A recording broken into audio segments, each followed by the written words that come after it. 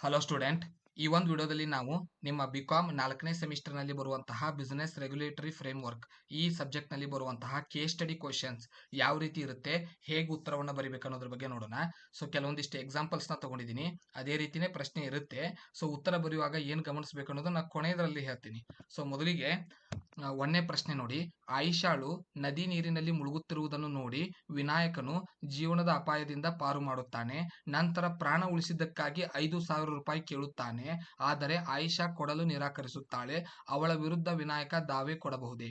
ಅಂದ್ರೆ ಆಯಿಷಾ ನೀರಿನಲ್ಲಿ ಮುಳುಗುವಾಗ ವಿನಾಯಕ ಬಂದು ಅವಳನ್ನ ಕಾಪಾಡ್ತಾನೆ. ಕಾಪಾಡಿದ್ದಕ್ಕಾಗಿ ಹಣ ಕೇಳ್ತಾನೆ. ಹಣ ಕೊಡೋದಕ್ಕೆ ಆಯಿಷಾ ಒಪ್ಪೋದಿಲ್ಲ. ಇದಕ್ಕೆ ದಾವೆ ಹೂಡಬಹುದೇ? ದಾವೆ ಕೊಡೋದಕ್ಕೆ ಬರೋದಿಲ್ಲ. ಯಾಕಂದ್ರೆ ಉತ್ತರ ಬರೀ ಹೌದು ಇಲ್ಲ ಅಷ್ಟೇ ಬರೆದ್ರೆ ಆನ್ಸರ್ ಅಲ್ಲ. ಅದಕ್ಕೆ ರೀಸನಬಲ್ ಇಲ್ಲ ಅಂದ್ರೆ ಅದನ್ನ ಕನ್ಸಿಡರ್ ಮಾಡೋದಿಲ್ಲ. ಇಲ್ಲ ಅಂತ ಬರೆದು ರೀಸನ್ ಬರಿಬೇಕು. ಏಕೆಂದರೆ ಸ್ವ ಇಚ್ಛೆಯಿಂದ ವಿನಾಯಕ ಕಾಪಾಡುತ್ತಾನೆ ಮತ್ತು ಇದು ನೈತಿಕತೆಗೆ ಸಂಬಂಧಿಸಿದೆ. ಆದ್ದರಿಂದ ದಾವೆ ಹೂಡಲು ಬರುವುದಿಲ್ಲ. ಒಂದನೇದ್ದು ಇಲ್ಲ ಅಂತ ಆನ್ಸರ್ ಬರೆದು ನೈತಿಕತೆ ನೆನಪಿಟ್ಟುಕೊಳ್ಳಿ. ಸೊ ಸಹಾಯ ಮಾಡುವುದು, ಉಪಕಾರ ಮಾಡುವುದು ಯಾವುದರ ಅಂಡರ್ ಬರುತ್ತೆ? ನೈತಿಕತೆ ಅಂಡರ್ ಬರುತ್ತೆ. ಕಾನೂನಿನಲ್ಲಿ ನೈತಿಕತೆ ಅಂತ ಕನ್ಸಿಡರ್ ಮಾಡ್ತಾರೆ. ಇವನು ದಾವೆ ಹೂಡೋದಕ್ಕೆ ಹೋದ್ರೆ ಅದು ರಿಜೆಕ್ಟ್ ಆಗುತ್ತೆ. ಕೇಸ್ನ ಕನ್ಸಿಡರ್ ಮಾಡೋದಿಲ್ಲ. ಎರಡನೇ ಪ್ರಶ್ನೆ ನೋಡಿ. ನಾಜ್ಮೀನ ಅನಿಲನ ಮನೆಗೆ ಬೆಂಕಿ ಹತ್ತಿರುವುದನ್ನು ಕಂಡು ಬೆಂಕಿ ನಂದಿಸಲು ಸಹಾಯ ಮಾಡುತ್ತಾಳೆ. ಇದಕ್ಕೆ ಪ್ರತಿಯಾಗಿ 30,000 ರೂಪಾಯಿ ಕೇಳುತ್ತಾಳೆ. ಆದರೆ ಅನಿಲ ಕೊಡುವುದಕ್ಕೆ ನಿರಾಕರಿಸುತ್ತಾನೆ. ಇದರ ವಿರುದ್ಧ ದಾವೆ ಹೂಡಬಹುದೇ? ಹೇಗೆ ಮೇಲೆ ಅಪಾಯದೊಳಗಿದ್ದಾಗ ಆಯಿಷಾನ ವಿನಾಯಕ ಕಾಪಾಡಿದ್ದ, ಅದೇ ರೀತಿ ನಾಜ್ಮೀನ್ ಈಗ ಅನಿಲನ ಮನೆಗೆ ಬೆಂಕಿ ಹತ್ತಿದ್ದನ್ನ ಕಾಪಾಡಿದಾಳೆ. ಇದಕ್ಕೂ ಕೂಡ ದಾವೆ ಹೂಡೋದಕ್ಕೆ ಬರೋದಿಲ್ಲ. ಯಾಕಂದ್ರೆ ಸ್ವ ಇಚ್ಛೆಯಿಂದ ನಾಜ್ಮೀನ್ ಕಾಪಾಡಿರ್ತಾಳೆ. ಯಾವುದೇ ನಡು ಒಪ್ಪಂದ ಇರೋದಿಲ್ಲ, ಲಿಖಿತ ಒಪ್ಪಂದ ಇರುವುದಿಲ್ಲ ಹಣ ಕೊಡುವುದಕ್ಕಾಗಿ. ಮೇಲೆ ಆಯಿಷಾ ಅನ್ನ ಕಾಪಾಡಿದಕ್ಕೂ ಯಾವುದೇ ಒಪ್ಪಂದ ಇಲ್ಲ, ನಾಜ್ಮೀನ ಮನೆ ಕಾಪಾಡಿದಕ್ಕೂ ಯಾವುದೇ ಒಪ್ಪಂದ ಇಲ್ಲ. ಇವು ಎಂತ ಸಹಾಯ ಉಪಕಾರ ಮಾಡುವುದನ್ನ ನೈತಿಕತೆ ಅಂತ ಕರಿತೀವಿ. ಕಾನೂನಿನಲ್ಲಿ ಇದಕ್ಕೆ ವರ್ಡ್ ಏನಿದೆ? ನೈತಿಕತೆ ಅಂತ ಇದೆ. ಸೊ ನೈತಿಕತೆಗೆ ಸಂಬಂಧಿಸಿದ್ದರಿಂದ ದಾವೆ ಹೂಡಲು ಬರುವುದಿಲ್ಲ. ಮೂರನೇ ಪ್ರಶ್ನೆ ನೋಡಿ. ನಾಜ್ಮೀನಳಿಗೆ ಅಪಘಾತವಾಗಿದೆ. ಒಬ್ಬ ವೈದ್ಯ ಚಿಕಿತ್ಸೆ ನೀಡುತ್ತಾನೆ. ಆದರೆ ಚಿಕಿತ್ಸೆಗೆ ಹಣ ನೀಡಲು ಆಗುವುದಿಲ್ಲ. ವೈದ್ಯ ಈಗ ದಾವೆ ಹೂಡಬಹುದೇ? ಇದಕ್ಕೂ ಕೂಡ ಇಲ್ಲ. ಏಕೆಂದ್ರೆ ಸ್ವ ಇಚ್ಛೆಯಿಂದ ವೈದ್ಯ ಕಾಪಾಡಿರ್ತಾನೆ. ಇದಕ್ಕೆ ನೈತಿಕತೆ ಅಂತ ಕರಿತೀವಿ. ಆದ್ದರಿಂದ ದಾವೆ ಹೂಡಲು ಬರುವುದಿಲ್ಲ. ಆಯಿಷಾ ನದಿ ನೀರಿನಲ್ಲಿ ಮುಳುಗಿದಾಗಲೂ ವಿನಾಯಕ ಕಾಪಾಡಿದ್ದಕ್ಕೆ ದಾವೆ ಹೂಡೋದಕ್ಕೆ ಬರೋದಿಲ್ಲ. ನಾಜ್ಮೀನ ಅನಿಲನ ಮನೆ ಕಾಪಾಡಿದ್ದಕ್ಕೋಸ್ಕರನೂ ದಾವೆ ಹೂಡೋದಕ್ಕೆ ಬರೋದಿಲ್ಲ. ನಾಜ್ಮೀನಿಗೆ ಅಪಘಾತವಾದಾಗ ವೈದ್ಯ ಚಿಕಿತ್ಸೆ ಕೊಟ್ಟಿದ್ದಕ್ಕೂ ದಾವೆ ಹೂಡೋದಕ್ಕೆ ಬರೋದಿಲ್ಲ. ಇಲ್ಲ ಅಂತ ಬರೋದು ಕಾರಣ ಬರಿಬೇಕು. ಏನೆಂದ್ರೆ ಕಾರಣ ಇದು ನೈತಿಕತೆಗೆ ಸಂಬಂಧಿಸಿದೆ. ಅವರು ಸ್ವ ಇಚ್ಛೆಯಿಂದ ಸಹಾಯ ಮಾಡಿರ್ತಾರೆ. ಯಾವುದೇ ಅವ್ರ ನಡುವೆ ಒಪ್ಪಂದ ಕರಾರುಗಳು ಇರೋದಿಲ್ಲ. ಹಣ ಕೊಡುವ ಒಪ್ಪಂದ ಕರಾರುಗಳು ಇರುವುದಿಲ್ಲ. ಸೇವೆ ಮಾಡಿದ ನಂತರ ಹಣ ಕೇಳಿದ್ರೆ ಅದನ್ನ ಕಾನೂನಿನಲ್ಲಿ ವಿರುದ್ಧವಾಗಿ ಪರಿಗಣಿಸ್ತಾರೆ. ನೆಕ್ಸ್ಟ್, ಅಪ್ರಾಪ್ತ ವಯಸ್ಸಿನ ಅನಿಲ ಪ್ರಮೋದರ ಜಮೀನಿನಲ್ಲಿ 25,000 ಸಾಲವನ್ನು ಪಡೆಯುತ್ತಾನೆ. ನಿಗದಿತ ಸಮಯದಲ್ಲಿ ಮರುಪಾವತಿಸಲು ವಿಫಲನಾಗುತ್ತಾನೆ. ಈಗ ದಾವೆ ಹೂಡಬಹುದೇ ಹಣಕ್ಕಾಗಿ? ಸೊ ಈ ವರ್ಡ್ ನೆನ್ಪಿಟ್ಕೊಂಬಿಡಿ. ಅಪ್ರಾಪ್ತ ವಯಸ್ಸ, ಅಲ್ಪವಯಿ, ಅಲ್ಪಾಯು ಅಥವಾ 18 ವರ್ಷದ ಕೆಳಗಿದ್ರೆ ಅದಕ್ಕೆ ಯಾವುದೇ ದಾವೆ ಹೂಡೋಕೆ ಬರೋದಿಲ್ಲ. ಅದು ಎಂತಹದ್ದೇ ಪ್ರಕರಣ ಆಗಿರ್ಲಿ ಅದಕ್ಕೆ ದಾವೆ ಹೂಡೋದಕ್ಕೆ ಬರೋದಿಲ್ಲ. ಏಕೆಂದ್ರೆ ಅಪ್ರಾಪ್ತ ವಯಸ್ಸು. ಸೊ ಹಣಕ್ಕೆ ಅಪ್ರಾಪ್ತ ವಯಸ್ಸಿನವನಿಗೆ ಯಾವುದೇ ಜವಾಬ್ದಾರಿ ಇರೋದಿಲ್ಲ. ಭಾರತದ ಕಾನೂನಿನ ಪ್ರಕಾರ 18 ವರ್ಷದೊಳಗಿದ್ರೆ ಅವನನ್ನ ಅಪ್ರಾಪ್ತ ಅಂತ ಕರೀತಾರೆ. 18 ವರ್ಷದ ಒಳಗಡೆ ಇದ್ರೆ ಅವನು ಯಾವುದೇ ಹಣಕಾಸಿನ ವ್ಯವಹಾರ ಮಾಡಿದ್ರೂ ಕೂಡ ಅದನ್ನ ಕಾನೂನಿನ ಪ್ರಕಾರ ಕನ್ಸಿಡರ್ ಮಾಡೋದಿಲ್ಲ. 18 ವರ್ಷದೊಳಗಿರೋರು ಯಾವುದೇ ಹಣದ ವ್ಯವಹಾರ ಮಾಡಿದ್ರು, ಕೊಟ್ರು ಇಸ್ಕೊಂಡ್ರು ಅದನ್ನ ದಾವೆ ಹೂಡೋದಕ್ಕೆ ಬರೋದಿಲ್ಲ. ಇಲ್ಲಿ ಅನಿಲ ಅಪ್ರಾಪ್ತ ವಯಸ್ಸಿನಲ್ಲಿ ಇರೋದ್ರಿಂದ ಯಾವುದೇ ರೀತಿ ಅವ್ನು ಸಾಲ ಪಡ್ಕೊಂಡ್ರು ಅದನ್ನ ಹಿಂದೆ ತಿರುಗಿಸ್ಲಿಲ್ಲ ಅಂದ್ರೆ ಹಣದ ಮೇಲೆ ದಾವೆ ಹೂಡೋದಕ್ಕೆ ಬರೋದಿಲ್ಲ. ಅಪ್ರಾಪ್ತ ವಯಸ್ಸಿನ ಹುಡುಗಿಯೊಬ್ಬಳು ತನ್ನ ಶಿಕ್ಷಣಕ್ಕಾಗಿ ಸಾಹುಕಾರನ ಒಬ್ಬನಿಂದ 5,000 ರೂಪಾಯಿ ಸಾಲ ಪಡೆದಿದ್ದಾಳೆ. ಆ ಸಾಲ ಮರುಪಾವತಿಸಲು ಸಾಧ್ಯವಾಗಿಲ್ಲ. ಇದಕ್ಕೆ ದಾವೆ ಹೂಡಬಹುದೇ? Same answer. ಇಲ್ಲೂ ಕೂಡ ಹುಡುಗಿ ಅಪ್ರಾಪ್ತ ವಯಸ್ಸಿನವಳಿದ್ದಾಳೆ. ಸಾಲವನ್ನ ಸಾಹುಕಾರನಿಂದ ಪಡೆದಿದ್ದಾಳೆ, ಶಿಕ್ಷಣಕ್ಕಾಗಿ ಪಡೆದಿದ್ದಾಳೆ. ಆದ್ರೆ ದಾವೆ ಹೂಡೋದಕ್ಕೆ ಬರುವುದಿಲ್ಲ. ಏಕೆಂದ್ರೆ ಅವಳು ಅಪ್ರಾಪ್ತ ವಯಸ್ಸಿನವಳು. ಅಪ್ರಾಪ್ತ ವಯಸ್ಸಿನವಳಿಗಿದ್ದಾಗ ಅವರ ಮೇಲೆ ಯಾವುದೇ ರೀತಿ ಹಣಕ್ಕಾಗಿ ದಾವೆ ಹೂಡೋದಕ್ಕೆ ಬರೋದಿಲ್ಲ. ವಿಕಾಸನು ಸಂಜನಾಳಿಗೆ 20,000 ರೂಪಾಯಿ ಸಾಲ ಕೊಟ್ಟಿರುತ್ತಾನೆ. ಆದರೆ ಸಾಲ ಪಡೆದ ಸಮಯದಲ್ಲಿ ಅವನು ಅಲ್ಪಾಯು ಆಗಿರುತ್ತಾನೆ. ಈಗ ಅವನಿಗೆ ವಯಸ್ಸು ದಾಟಿದೆ. ಹಣದ ವಿರುದ್ಧ ದಾವೆ ಹೂಡಬಹುದೇ? ಬರುವುದಿಲ್ಲ. ಅಪ್ರಾಪ್ತ ವಯಸ್ಸಿದ್ದಾಗ ಹಣ ಕೊಟ್ಟಿದ್ದ, ಹಣ ಕೊಟ್ಟಿರುವಂತ ಸಮಯವನ್ನ ಕನ್ಸಿಡರ್ ಮಾಡ್ತಾರೆ. ಈಗ ಅವನಿಗೆ ವಯಸ್ಸಾಗಿದ್ರು ಕೂಡ ದಾವೆ ಹೂಡೋದಕ್ಕೆ ಬರೋದಿಲ್ಲ. ಅವನು ಅಲ್ಪಾಯು ಅಂತಾನೆ ಕನ್ಸಿಡರ್ ಮಾಡ್ತಾರೆ. ಸೊ ಇವಿಷ್ಟು ಅಪ್ರಾಪ್ತ ವಯಸ್ಸಿನ ಮೇಲೆ ಕೇಳುವಂತ ಪ್ರಶ್ನೆ. ಇನ್ನು ನೆಕ್ಸ್ಟ್, ಶೈಲಾ ಲತಾಳಿಗೆ ಚಮತ್ಕಾರದಿಂದ ಕಲ್ಲನ್ನು ಬಂಗಾರವಾಗಿ ಪರಿವರ್ತಿಸುತ್ತೇನೆ ಎಂದು ಹೇಳುತ್ತಾಳೆ, ಇದು ಕಾನೂನಿನ ಪ್ರಕಾರ ಊರ್ಜಿತವೇ? ಇಲ್ಲ, ಕಾನೂನಿನ ಪ್ರಕಾರ ಚಮತ್ಕಾರ ಪವಾಡಗಳು ಅಮಾನ್ಯವಾಗಿರುತ್ತವೆ.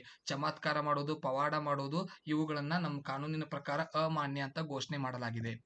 ಮಹೇಶನು ನವೀನನೊಂದಿಗೆ ಭಾರತ ಮತ್ತು ಪಾಕಿಸ್ತಾನ್ ಕ್ರಿಕೆಟ್ ಪಂದ್ಯದಲ್ಲಿ 10,000 ಬೆಟ್ಟಿಂಗ್ ಮಾಡಿದ್ದಾನೆ. ಹಣ ಕೊಡುವುದಕ್ಕೆ ನವೀನ ಈಗ ಹಿಂದೇಟು ಹಾಕುತ್ತಿದ್ದಾನೆ. ಇದಕ್ಕೆ ದಾವೆ ಹೂಡಬಹುದೇ?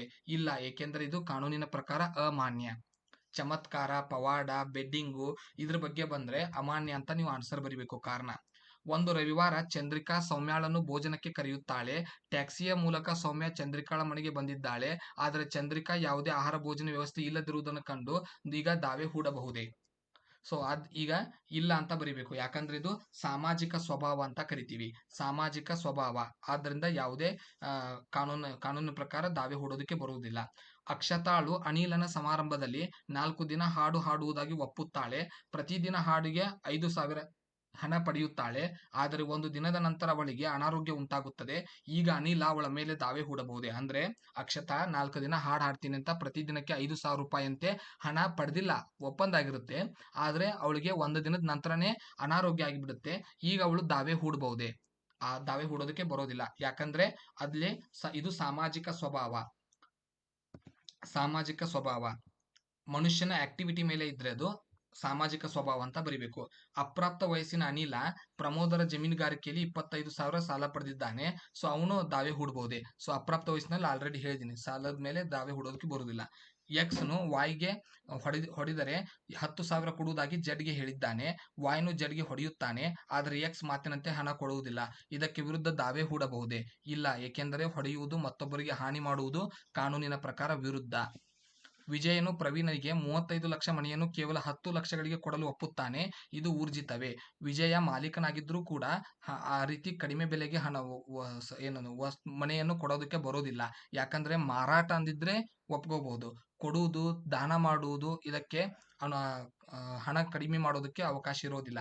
ಒಬ್ಬ ಪತಿಯು ತನ್ನ ಪತ್ನಿಗೆ ಪ್ರತಿ ತಿಂಗಳು 10,000 ರೂಪಾಯಿ ಕೊಡುವುದಾಗಿ ವಾಗ್ದಾನ ಮಾಡುತ್ತಾನೆ. ಆದರೆ ಈ ವಾಗ್ದಾನದಂತೆ ಹಣ ಕೊಡುವುದಿಲ್ಲ. ಅವಳು ಪತಿಯ ವಿರುದ್ಧ ದಾವೆ ಕೊಡಬಹುದೇ? ಇಲ್ಲ, ಕಾನೂನಿನ ಪ್ರಕಾರ ವಾಗ್ದಾನ ನಿಯಮವಲ್ಲ. ವಾಗ್ದಾನ ಮಾಡ್ಕೊಂಡ್ರೆ ಅದನ್ನ ನಿಯಮ ಅಂತ ಕನ್ಸಿಡರ್ ಮಾಡೋದಿಲ್ಲ. ಅನಿಲ ಅಜ್ಜಯ್ಯನಿಗೆ ನಿರ್ದಿಷ್ಟ ದಿನಾಂಕದಂದು ಮನೆ ಬಾಡಿಗೆ ಕೊಡುವುದಾಗಿ ಒಪ್ಪಿರುತ್ತಾನೆ. ಆದರೆ ಅದಕ್ಕೆ ಮುಂಚೆಯೇ ಮನೆ ಬೆಂಕಿಗೆ ಆಹುತಿಯಾಗಿದೆ. ಆದರೆ ಇದಕ್ಕೆ ದಾವೆ ಕೊಡಬಹುದೇ?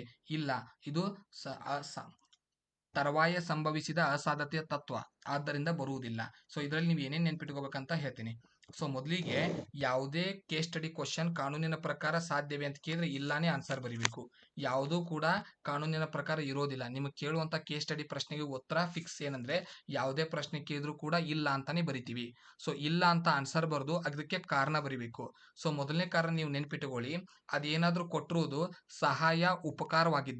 ಸಹಾಯ ಅಥವಾ ಉಪಕಾರವಾಗಿದ್ರೆ ಇದನ್ನ ಸ್ವ ಇಚ್ಛೆಯಿಂದ ಮಾಡಿದ್ದಾರೆ. ಇದು ಸಾಮಾಜಿಕ ಅಥವಾ ನೈತಿಕತೆಗೆ ಸಂಬಂಧಿಸಿದೆ. ನೈತಿಕತೆಗೆ ಸಂಬಂಧಿಸಿದೆ, ಆದ್ದರಿಂದ ಬರುವುದಿಲ್ಲ ಅಂತ ಬರಿಬೇಕು.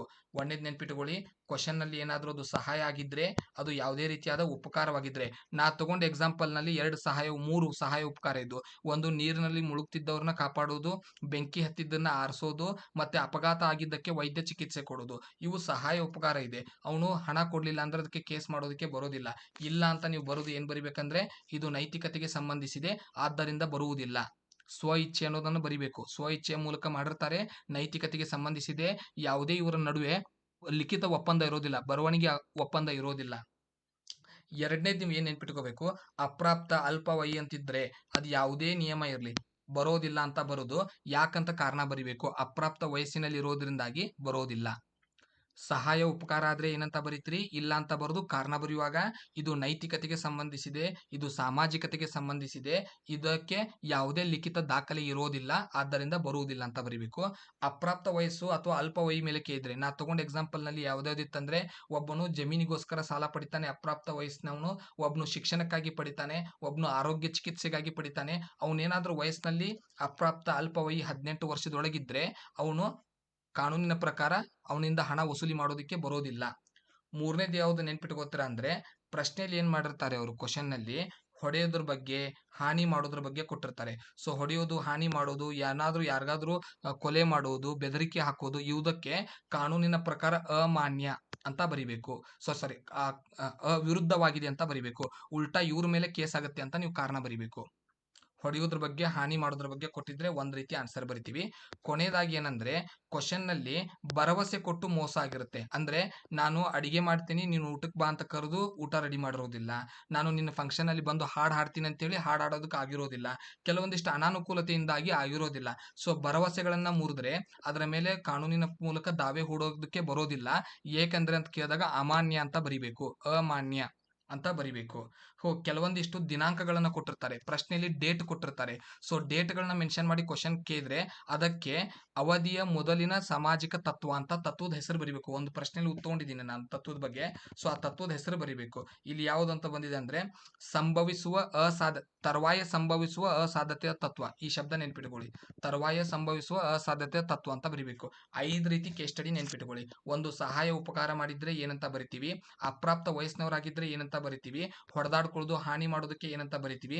ಭರವಸೆಯನ್ನ ಮುರಿದಿದ್ರೆ, ಬೆಡ್ಡಿಂಗ್ ನಲ್ಲಿ ಭರವಸೆ ಮುರಿಯೋದು, ಹಣ ಕೊಡ್ತೀನಿ ಅಂತ ಹೇಳಿ, ಅಡಿಗೆ ಮಾಡ್ತೀನಿ ಅಂತ ಹೇಳಿ ಭರವಸೆ ಮುರಿಯೋದು, ಅಥವಾ ಸಹಾಯ ಮಾಡ್ತೀನಿ, ನಿನ್ ಸಂಗೀತ ಮಾಡ್ತೀನಿ, ಡ್ಯಾನ್ಸ್ ಮಾಡ್ತೀನಿ, ನಿನಗೆ ಬಂದು ನಾನು ಕೈಗೂಡ್ತೀನಿ ಕೆಲಸಕ್ಕೆ ಭರವಸೆ ಕೊಟ್ಟು ಮುರಿಯೋದು. ಅಥವಾ ಇನ್ನೊಂದೇನಂದ್ರೆ ಡೇಟ್ ಕೊಟ್ಟಿರ್ತಾರೆ. ಸೊ ಈ ದಿನಾಂಕದಂದು ನಾನು ನಿನಗೆ ಮನೆ ಕೊಡ್ತೀನಿ, ಈ ದಿನಾಂಕದಂದು ನಾನು ನಿನಗೆ ಹಣ ಕೊಡ್ತೀನಿ ಅಂತ ಹೇಳ್ತೀನಿ. ಆದ್ರೆ ಮೊದಲೇ ಅದ್ರ ಮುಂಚೆನೆ ನಮ್ಗೆ ಏನಾದ್ರು ಸಮಸ್ಯೆಗಳಾಗ್ಬಿಟ್ಟಿರುತ್ತೆ, ಕೊಡಕ್ ಆಗೋದಿಲ್ಲ. ಆಗ ಯಾವ ರೀತಿ ಬರಿತೀವಿ. ಸೊ ಇವಿಷ್ಟು ನಿಮ್ ಕೇಸ್ ಸ್ಟಡಿಗೆ ಪ್ರಶ್ನೋತ್ತರಗಳು ಬರುತ್ತೆ. ಮುಂದಿನ ವಿಡಿಯೋದಲ್ಲಿ ಮತ್ತೊಂದು ಟಾಪಿಕ್ ನಲ್ಲಿ ಸಿಗೋಣ. ಧನ್ಯವಾದಗಳು.